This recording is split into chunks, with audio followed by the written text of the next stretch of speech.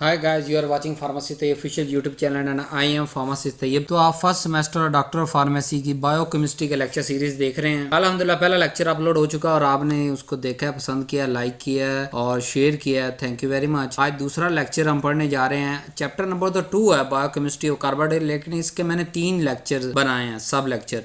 पहला 2, 3 और 4। तो आज हम दूसरा लेक्चर पढ़ने जा रहे हैं। कार्बोहाइड्रेट के अंदर ही रहेंगे, तीनों लेक्चर कार्बोहाइड्रेट के ही हैं। आज दूसरे लेक्चर के अंदर हम कार्बोहाइड्रेट का क्या चीज पढ़ेंगे कि कार्बोहाइड्रेट को डिफाइन करेंगे, क्लासीफाई करेंगे, आइसोमरिज्म के बारे में देखेंगे, ऑप्टिकल एक्टिविटी भी होती है इनकी, कोई स्ट्रक्चरल रिप्रेजेंटेशन और केमिकल प्रॉपर्टीज ऑफ कार्बोहाइड्रेट और फार्मास्यूटिकल इंपॉर्टेंस भी देखेंगे। तो आज के लेक्चर के अंदर हम इंट्रोडक्शन ऑफ कार्बोहाइड्रेट को कवर करेंगे। टोटल हमने जो है वो 11 लेक्चर बनाने हैं और इंशाल्लाह इसके अंदर बुक कवर हो जाएगी। और खुशखबरी आपके सामने है, बुक फार्मास्यूटिक केमिस्ट्री 2 या बायोकेमिस्ट्री 1 अल्हम्दुलिल्लाह लिखी जा चुकी है, वेबसाइट पे अवेलेबल है। आप इस नंबर पे राब्ता कर सकते हैं। बाकी सारी स्लाइड के नीचे वेबसाइट भी आ रही है www.pharmacytayyibofficial.com, उस पे जाके आप परचेज कर सकते हैं या इस व्हाट्सएप नंबर पे आप राब्ता करके ये बुक परचेज कर सके। बड़ी बिल्कुल नॉमिनल प्राइस है, बल्कि ऑल ओवर द ईयर पूरा साल ये डिस्काउंट पे लगी रहती हैं ये बुक। फिर इसके अलावा फिजियोलॉजी की बुक, फिजिकल फार्मेसी की बुक और आपके फर्स्ट सेमेस्टर की जितनी बुक्स आपको चाहिए सारी पब्लिश हो चुकी हैं। मेरी ऑनलाइन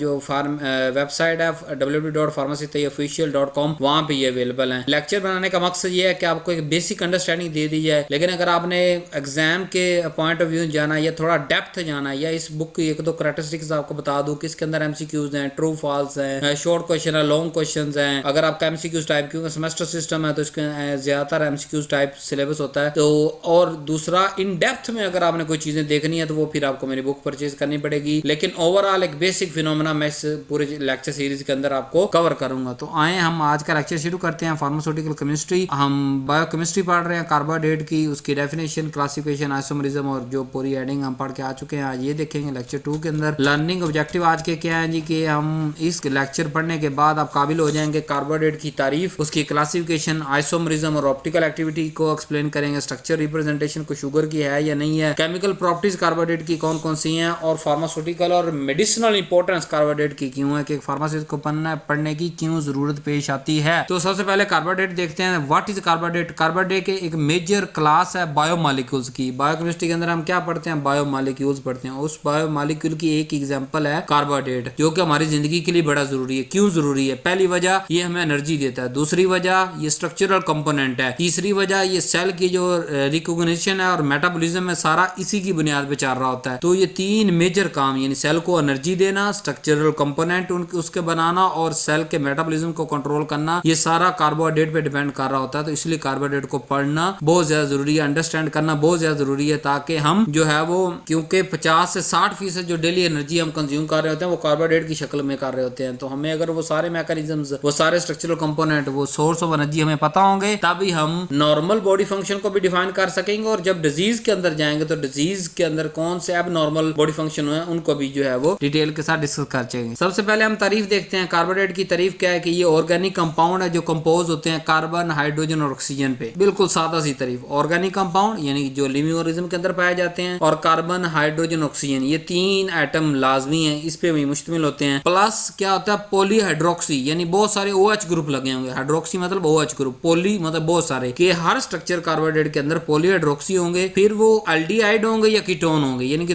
फंक्शनल ग्रुप 2 ही है मेन, या एल्डिहाइड कार्बोहाइड्रेट होगा या कीटोन कार्बोहाइड्रेट होगा। इसके बारे में आगे डिटेल से पढ़ते हैं। इन सब चीजों पे कार्बोहाइड्रेट मुश्तमिल होता है।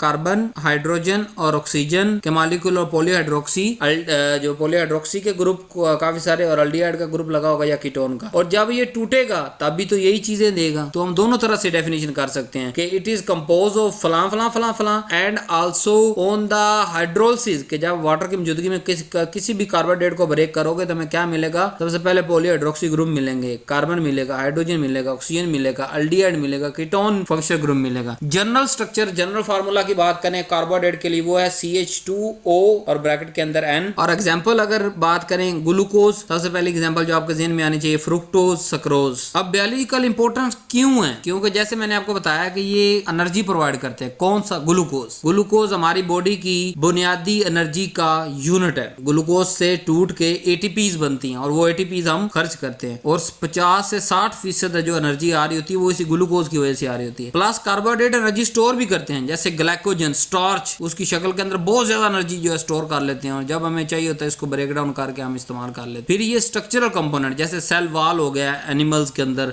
और ग्लाइकोप्रोटीन्स जो है वो एनिमल सेल के अंदर, ये उसके अंदर स्ट्रक्चरल कंपोनेंट है। अगर ये मिसिंग होगा तो क्या वो स्ट्रक्चर बन सकेगा? नहीं बन सकेगा, वो स्ट्रक्चर सस्टेन नहीं रहेगा, वो स्ट्रक्चर का फेलियर हो जाएगा। जब स्ट्रक्चर बाहर आउटर स्ट्रक्चर का फेलियर होगा पूरा सेल कोलैप्स कर जाएगा, तो इसलिए बड़ा इंपॉर्टेंट है। प्लस बायोसिंथेसिस, जो डिफरेंट तरह के हमारे पास कंपाउंड बनने हैं बड़े बड़े हैवी उनके परिकासर यानी कि वो छोटे यूनिट जिनसे ये चीजें सिंथेसाइज होना शुरू होती हैं, कार्बोहाइड्रेट एक्ट करते हैं एज ए परिकासर के तौर पे। और हमारा जो दिमाग है ना, हमारा ब्रेन के बारे में आप बात ना करें, ब्रेन तो बेचारा ग्लूकोज की एनर्जी पे डिपेंड करता है। बाकी बॉडी फंक्शन फिर भी ओवरऑल बॉडी फंक्शन का 50 से 60% ग्लूकोज पे डिपेंड कर रहा है, बट ब्रेन तो टोटली 100% ग्लूकोज पे डिपेंड करता है। बाकी जो दूसरी एनर्जी के सोर्स होते हैं बड़े कार्बोहाइड्रेट हैं, जैसे मैंने कहा ना एनर्जी स्टोर करते हैं ये, तो वो ऐसा ऐसा ब्रेक होकर दूसरे बॉडी पार्ट के अंदर इस्तेमाल हो रहे होते हैं और एनर्जी स्टोर भी कर रहे होते हैं बाज़ दफा जब आपने स्टोर करनी हो। क्लासिफिकेशन की बात करें तो नंबर ऑफ शुगर यूनिट के शुगर के यूनिट कितने हैं, कम है, ज्यादा है, उसकी बुनियाद पे हम इसको कहते हैं कि मोनोसैकेराइड, ओलिगोसैकेराइड और पॉलीसैकेराइड, तीन मेन क्लासेस हैं। इसकी आयन तारीफ देखते हैं। What is a monosaccharide? Monosaccharide सबसे सादा शुगर है, सिंपल शुगर है, इसको आप हाइड्रोलाइज नहीं कर सकते, इसको और तोड़ फोड़ नहीं सकते क्योंकि सबसे छोटा पहले कार्बोहाइड्रेट यही है। जैसे इसकी मिसाल है ग्लूकोज, फ्रक्टोज, गैलेक्टोज। तो हाँ, लेकिन ये सबसे छोटा कार्बोहाइड्रेट जरूर है, बट यही जो छोटे मोनोसैकेराइड है इनका आपस में मिलने की बुनियाद पे ही जाके बड़े कार्बोहाइड्रेट बनते हैं जो हाई एनर्जी स्टोर करते हैं। तो ये बिल्डिंग ब्लॉक के तौर पे काम करते हैं। जो मोनोसैकेराइड सारे के सारे मोनोसैकेराइड क्या हैं जी, कि छोटे छोटे यूनिट जुड़ के बड़े जो है ओलिगोसैकेराइड और पॉलीसैकेराइड बनाते हैं। अब अगर मोनोसैकेराइड की अगर बात करें तो मोनोसैकेराइड को हम दो तरह से क्लासिफाई करते हैं कि नंबर ऑफ कार्बन एटम कितने हैं जी। जैसे ट्राइओसिस के 3 कार्बन हो, ग्लिसरल्डिहाइड, पेंटोसिस 5 कार्बन है, राइबोस, हेक्सोसिस 6 कार्बन है, ग्लूकोज। फंक्शन ग्रुप की बात करें तो एल्डोज ये फंक्शन ग्रुप आ गया, CHO, और कीटोज को होता सी डबल बॉन्ड O, ये कीटोन का फंक्शन ग्रुप है। दोनों फंक्शन ग्रुप आपने याद रखने हैं। इसकी मिसालें भी दी हुई हैं। जैसे फंक्शन ग्रुप के बुनियाद पे एल्डोज की अगर मिसाल है तो ग्लूकोज पे एल्डोज शुगर होती है और जो फ्रुक्टोज है ये कीटोज शुगर है। ठीक है, इसके अंदर क्या है कि कार्बन दोनों ग्लूकोज फ्रक्टोज के अंदर दोनों 6 ही होते हैं, बट इसके अंदर फंक्शन ग्रुप डिफरेंट होता है। ग्लूकोज एल्डोज शुगर है और जो हमारे पास फ्रुक्टोज है वो कीटो शुगर है। अब ये तो हमारे पास थे मोनोसैकेराइड के जिसमें एक सिंगल शुगर थी और सिंगल फंक्शनल ग्रुप था और उसके साथ कुछ कार्बन डाइऑक्साइड अटैच थे, कुछ कार्बन अटैच थे, हाइड्रोजन, ऑक्सीजन और पॉलीहाइड्रोक्सी ग्रुप अटैच थे। अब हम बात करते हैं ओलिगोसैकेराइड। ओलिगोसैकेराइड का मतलब ये कि 2 से लेके 10 मोनोसैकेराइड, कम से कम 2 यानी 2 छोटे मोनोसैकेराइड जुड़ जाएं वो ओलिगो बन जाएंगे, और ज्यादा से ज्यादा 10 यानी 2 से लेके 10 मोनोसैकेराइड जब आपस में ज्वाइंट होके ग्लाइकोसिडिक बाउंड के तहत एक बड़ा कार्बोहाइड्रेट बनाते हैं उसको हम कहते हैं ओलिगोसैकेराइड। उसके अंदर कम से कम 2 मोनोसैकेराइड, ज्यादा से ज्यादा 3, 4, 5, 6, 7, 8, 9, 10 भी इनके दरमियान ही कोई ना कोई नंबर होगा मोनोसैकेराइड्स का जो कि जुड़ के उसने ओलिगोसैकेराइड बनाई होगी। जैसे डाइसैकेराइड जिसके अंदर 2 मोनोसैकेराइड मिले हैं वो उसकी मिसाल है सक्रोज, लैक्टोज, माल्टोज, और ये डाइट और डाइजेशन के अंदर बहुत ज्यादा इंपॉर्टेंट रोल करते हैं। और पॉलीसैकेराइड की अगर बात करें तो पॉलीसैकेराइड का मतलब मैनी 10 तक ओलिगो, 10 से ऊपर अगर 11, 12, 15, 16, 17 बहुत सारे लगे हुए हैं तो फिर हम उसको पॉलीसैकेराइड कह देते हैं। जैसे स्टार्च प्लांट के अंदर स्टोरेज एनर्जी के लिए यूज होता है, ग्लाइकोजन एनिमल के अंदर एनर्जी स्टोरेज के लिए यूज होता है, और सेलुलोज स्ट्रक्चरल कंपोनेंट है। जबकि ये सारे के सारे जो स्टार्च, ग्लाइकोजन और सेलुलोज ये किसकी मिसालें हैं, ये हमारे पास पॉलीसैकेराइड की मिसालें हैं क्योंकि इसके अंदर बहुत सारे मोनोसैकेराइड यूनिट जुड़े होते हैं। और ज्यादातर ये जो ओलिगोसैकेराइड होते हैं ये इनसोल्युबल होते हैं और स्वीट कोई नहीं होते। ठीक है, तीनों की मिसाल समझ आ गई। मोनोसैकेराइड मतलब एक ही शुगर है, सादा सिंपल, इससे आगे नहीं तोड़ सकते। अब एक फंक्शन ग्रुप है, चंद एक कार्बन है, कुछ ऑक्सीजन है, कुछ हाइड्रोक्सी ग्रुप है और बिल्कुल सिंपल है। इसको आप आगे फर्दर डिवाइड, लेकिन अगर 2 मोनोसैकेराइड जुड़ जाए 2 से लेकर 10 तक मुख्तलिफ वेरिएशन के हिसाब से मैक्सिमम 10 मोनोसैकेराइड अगर जुड़े खड़े हैं तो उनको हम कहेंगे ओलिगोसैकेराइड। और जबकि पॉलीसैकेराइड मैनी बहुत ज्यादा यानी कि मोनोसैकेराइड जुड़ के बहुत बड़ा स्ट्रक्चर बना दें स्पेशली एनर्जी स्टोरेज के लिए। जैसे कि हमने देखा कि प्लांट के अंदर स्टार्च की शक्ल में एनर्जी जुड़ती है तो starch is a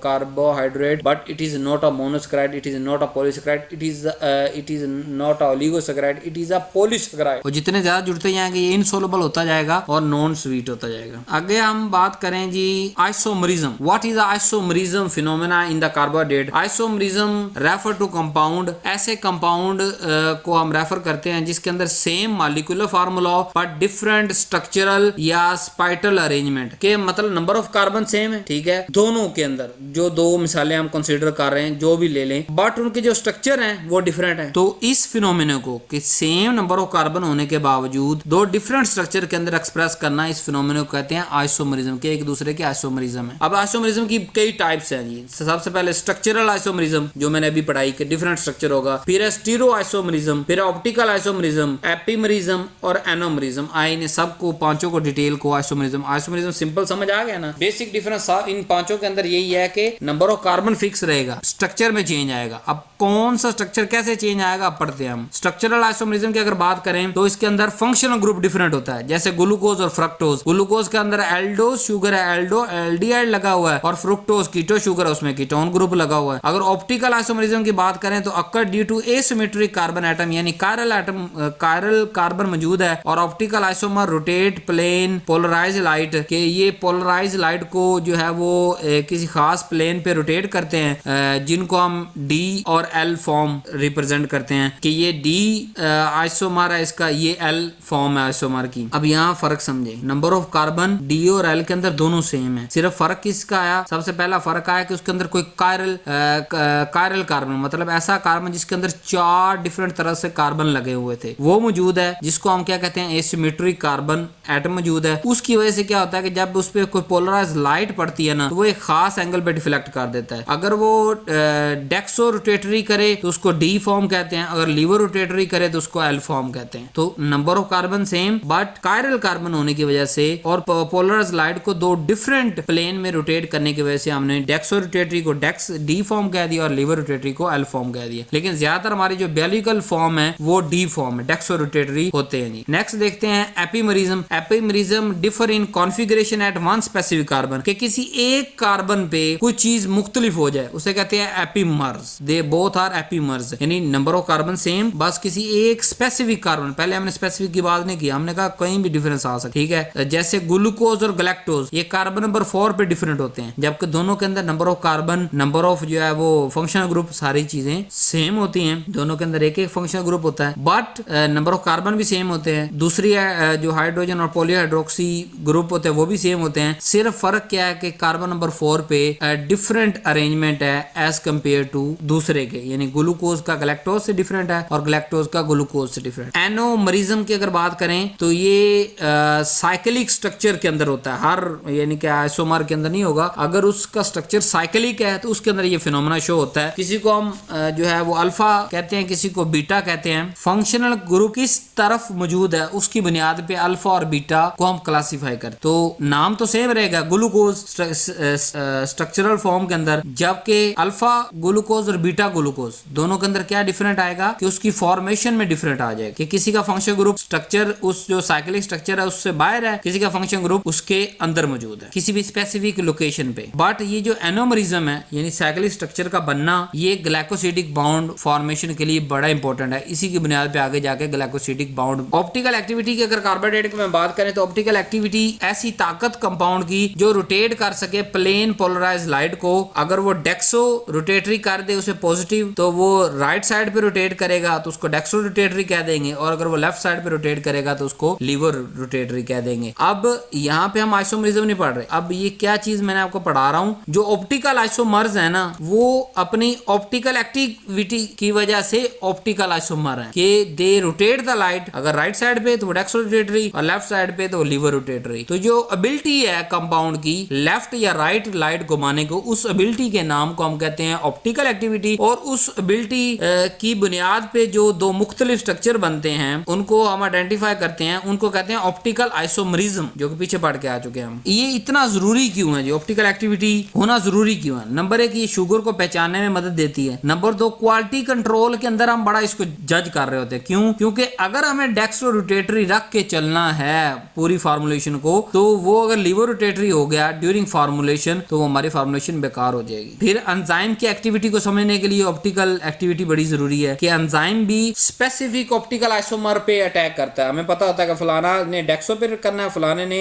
लीवो पे करना है, तो अगर उस स्पेसिफिक एंजाइम के मुताबिक लेट्स सपोज किसी एक एंजाइम का स्पेसिफिक है कि वो डेक्सो रोटेटरी के हिसाब से उस पर इफेक्ट करेगा, तो अगर उसको लीवो रोटेटरी आइसोमर देंगे वो उस पर इफेक्ट नहीं करेगा। तो इसलिए ऑप्टिकल एक्टिविटी का होना बहुत ज्यादा जरूरी है शुगर को पहचानने के लिए, क्वालिटी कंट्रोल टेस्ट के तौर पे और एंजाइम स्पेसिफिसिटी की मदद के लिए। अब स्ट्रक्चर और रिप्रेजेंटेशन की बात करते हैं कि कार्बोहाइड्रेट को कोई स्ट्रक्चर ऐसा है जिसकी बुनियाद पे हम बना सकते हैं। जी हाँ, फीचर प्रोजेक्शन या ओपन चेन स्ट्रक्चर हम इसको कहते हैं। ये वर्टिकल कार्बन चेन जो है उसको वर्टिकल बनाते हैं और एल्डिहाइड या कीटोन को टॉप पे हम रख के जो है वो एक स्ट्रक्चर बना देते हैं, जैसे कि हम आपने मुख्तलिफ जगह पे देखा होगा। इसको हम कहते हैं ओपन चेन स्ट्रक्चर या फीचर प्रोजेक्शन। इस तरह डेक्सो और लीवर रोटेटरी भी हम कॉन्फ़िगर करते हैं। अगर हम साइक्लिक स्ट्रक्चर की बात करें, वहां हाल वर्थ प्रोजेक्शन यूज होती है। जैसे एक्वस सॉल्यूशन के अंदर शुगर जो है वो रिंग फॉर्म बना लेती है।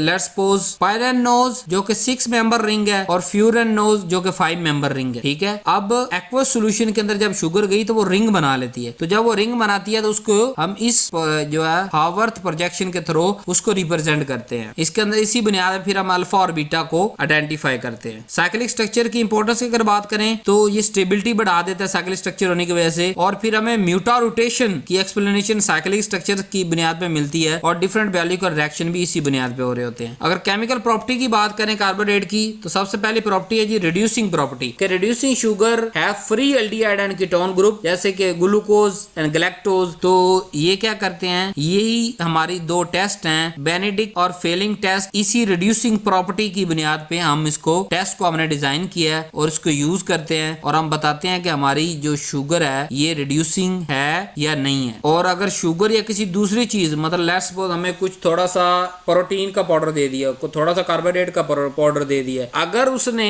बेनेडिक्ट या फेलिंग टेस्ट के अंदर पॉजिटिव शो किया तो उसका मतलब कि ये रिड्यूसिंग शुगर है, यानी ये कार्बोहाइड्रेट हो सकता है, समझ आ रही। और अगर दूसरा सोल्यूशन जो कि लेट्स सपोज हमें बताया नहीं गया लेकिन प्रोटीन का, तो वो ये टेस्ट शो नहीं करेगा, रिजल्ट शो नहीं करेगा, तो हमें पता लग जाएगा कि ये रिड्यूसिंग शुगर नहीं है, ये कार्बोहाइड्रेट नहीं है। तो इस तरह हम जो है डिफरेंट को आइडेंटिफाई करने के लिए इस्तेमाल करते हैं। ऑक्सीडेशन प्रॉपर्टी भी होती है इनकी, कार्बोहाइड्रेट जो है वो ऑक्सीडाइज होते हैं और एसिड बनाते हैं, जैसे कि ग्लूकोज से बनता है ग्लूकुरोनिक एसिड, और ये भी डायग्नोस्टिक डिफरेंट टेस्ट के लिए हमें इस्तेमाल करते हैं। शुगर को हम अगर इसकी रिडक्शन करें तो sugar can be reduce to sugar alcohol, के शुगर अल्कोहल में बदल जाता है, जैसे ग्लूकोज से बन जाएगा सॉर्बिटोल और फ्रुक्टोज से बनेगा मैनिटोल। ये एज ए बड़ा अच्छा इंग्रेडिएंट है, फार्मास्यूटिकल एक्सिपिएंट है। मैनिटोल बहुत ज्यादा इस्तेमाल होता है, आपको पता है, एज ए स्वीटनर के तौर पे। सॉर्बिटोल भी इस्तेमाल होता है एज ए स्वीटनर के तौर पे। तो ये क्या हुआ, इसकी जो प्रॉपर्टी है कार्बोहाइड्रेट की रिड्यूसिंग, उसकी बुनियाद पे शुगर अल्कोहल हम बनाते हैं और बना के उसको फार्मास्यूटिकल एक्सिपिएंट के तौर पे यूज। एक और केमिकल प्रॉपर्टी है, कहते हैं हाइड्रोलाइसिस, यानी पानी की मौजूदगी के अंदर टूटना। तो जो डाइसैकराइड या पॉलीसैकराइड होते हैं